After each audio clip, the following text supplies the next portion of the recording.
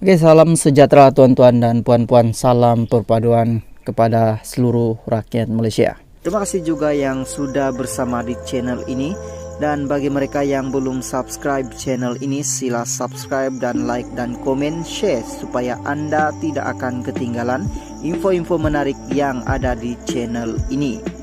Berita hari ini saya mau kongsikan kepada Anda daripada Sinar Harian. Nasib KJ Formula Rafizi dan banjir. Sialam ketika kerajaan perpaduan diasak dengan isu tekanan kos sara hidup yang masih belum menunjukkan perkembangan positif. Tumpuan sedikit teralih terhadap isu naib figura besar UMNO Khairi Jamaluddin Abu Bakar dalam parti itu. Ia susulan laporan bahwa musyawarah Majlis Kerja Tertinggi MKT UMNO dijangka membuat keputusan mengenai tindakan disiplin terhadap bekas Ketua Pemuda UMNO itu pada Jumat. Pada Rabu, satu musyawarah peringkat jawatan kuasa pengurusan lembaga disiplin UMNO dikatakan berlangsung bagi membincangkan perkara berkenaan sebelum di bawah musyawarah MKT. Namun media yang menanti perkembangan berkaitan menara Data on Pusat Dagangan Dunia WTC mendapati tidak ada sebarang kalibat pemimpin UMNO yang hadir. Khairi lantang mengkritik soal keputusan UMNO untuk tidak mempertandingkan jawatan presiden dan timbalan presiden parti, termasuk mendakwa wujud perwakilan import ketika proses pengundian usul tambahan tiada pertandingan dua jawatan utama itu pada Perhimpunan Agung UMNO PAU 2022 baru-baru ini. Apa yang pasti, tentu ramai yang tertanya-tanya, apakah bentuk hukuman yang mungkin dikenakan terhadap bekas ahli parlimen Rembau itu dan sebarang keputusan yang tidak menyebelahi Khairi dijangka akan menimbulkan reaksi kurang senang bagi pihak yang sama senada dengan perjuangan Khairi yang mahu memastikan amalan demokrasi dalam UMNO tidak terkabur. Sementara itu, bagi perkembangan isu kos sara hidup, kerajaan menerusi kerjasama. Beberapa kementerian sedang merangka strategi baharu sebagai langkah mengatasi beban rakyat di mana plan strategi jangka pendek dan panjang itu akan diumumkan dalam masa terdekat. Menteri Ekonomi Rafizi berkata ia melibatkan rantaian makanan dan menambah sumber bakalan di dalam negara.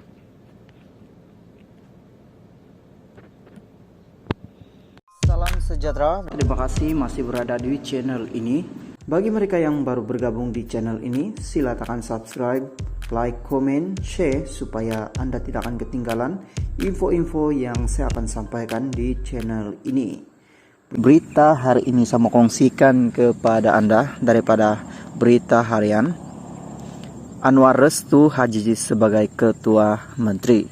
Kota Kinabalu Perdana Menteri Datuk Seri Anwar Ibrahim berkata beliau merestui Pengurusi Gabungan Rakyat Sabah GRS Datuk Seri Hajiji Noor sebagai Ketua Menteri. Ya, saya merestui beliau. Beliau adalah Ketua Menteri, katanya. Anwar berkata demikian ketika ditanya pemerintah sama ada beliau merestui pentadbiran Hajiji selepas mengadakan pertemuan di kediaman rasmi Ketua Menteri Sabah di Serijegaya di sini malam tadi bagi merungkai kemelut politik yang sedang melanda negeri ini. Yang turut hadir ialah Timbalan Perdana Menteri Datuk Seri Dr. Ahmad Zahid Hamidi Hajiji dan ahli Dewan Undangan Negeri Adun yang menyokong Hajiji. Mengulas lanjut, Anwar berkata beliau berterima kasih kepada Hajiji dan semua pihak berkaitan kerana mendengar pandangan dan usaha menyelesaikan kemelut politik di Sabah. Kita mau kerajaan Sabah yang kuat bawah kepimpinan Hajiji.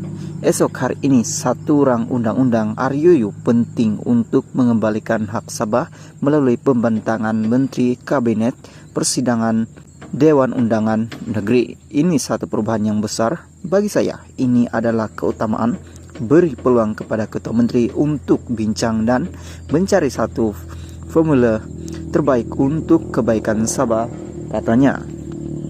Terdahulu selepas mengadakan pertemuan tertutup lain, Anwar menjelaskan keputusan berhubung kemelut politik di negeri ini berbeda dalam tangan pimpinan Sabah sendiri. Perdana Menteri berkata beliau hanya mampu memberi nasihat dalam usaha mengatasi isu berkenaan, namun menyifatkan keadaan kini sudah semakin baik. Katanya beliau dan Ahmad Zaid mencari formula yang baik untuk jalan penyelesaiannya. Pengurusi BN Sabah Datuk Seri Bong Mokhtar Radin yang juga presiden, yang juga pengurusi Badan Perhubungan UMNO Negeri, ketika ditemui pemberita pula berkata pihaknya sudah memberi pandangan mengenai kemelut politik di negeri ini pada pertemuan dengan Anwar di Sutera.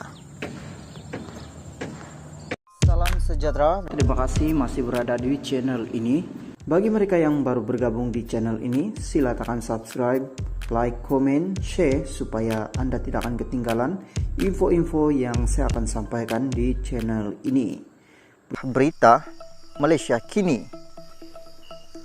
Kes Leweng RM92.5 bilion, silakan siasat tapi jangan jadikan hela politik, Ahmad Faizal. Timbalan Presiden Bersatu Ahmad Faizal Azamu berkata Suruhanjaya Pencegah Rasuah Malaysia SPRM perlu menyiasat secara menyeluruh berhubung kes membabitkan penahanan seorang Ketua Bahagian Bersatu Wilayah Persekutuan. Ini berlaku selepas Ketua Pesuruhjaya SPRM Azman Baki mengesahkan penahanan seorang lelaki berusia 42 tahun berhubung dakwaan penyelewengan RM92.5 bilion yang diperuntukkan untuk package rangsangan ketika pandemik COVID-19 sewaktu pentadbiran terdahulu. Menurut laporan The Star, Ahmad Faizal berkata dia berasa pelik mengapa kes itu dikaitkan dengan parti dan presidennya. Ya, siasat kes itu, tetapi ia tidak sepatutnya menjadi hela politik untuk memburukan pentadbiran terdahulu. Terdapat ramai ahli politik yang rapat dengan presiden termasuk saya. Saya percaya presiden parti tidak melakukan kesalahan, namun biarlah SPRM menyiasat kes itu, katanya. Package rangsangan itu digunakan di bawah Kerajaan Perikatan Nasional PN yang mengambil alih kerajaan ketika COVID-19 yang melanda negara.